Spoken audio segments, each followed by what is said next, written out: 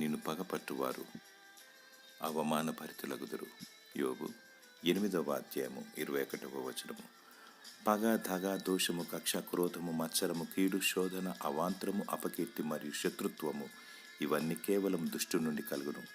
నీపై శత్రువులను తయారు చేసి గలిబిలిని రేపి అసమాధానాన్ని కలగజేసి కృంగజేసి అనారోగ్యమునకు గురి చేసి నిన్ను పతనము చేయాలని సాతానుని యొక్క కుయుక్తి. యేసు పాదాల చెంత చేరి ఆయనతో సహవాసం కలిగి ఉంటూ ఆయనకు మొరపెట్టినప్పుడు, ఆయనను ఆత్మతో సత్యంతో స్తుతించి ఆరాధించినప్పుడు దేవుడు కనికరిస్తాడు, నీకు విడుదలనిస్తాడు, నీ శత్రువులను తరిమివేస్తాడు, అవమానమునకును సిగ్గునకును మరియు ఓటమికి వారిని గురిచేసి లయపరుస్తాడు.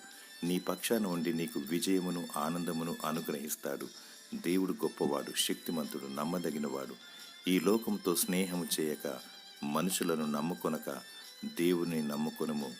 దేవుడు నీకు విజయమును ఘనతను దయచేసి నిన్ను దీవించునుగాక. ఆమేన్.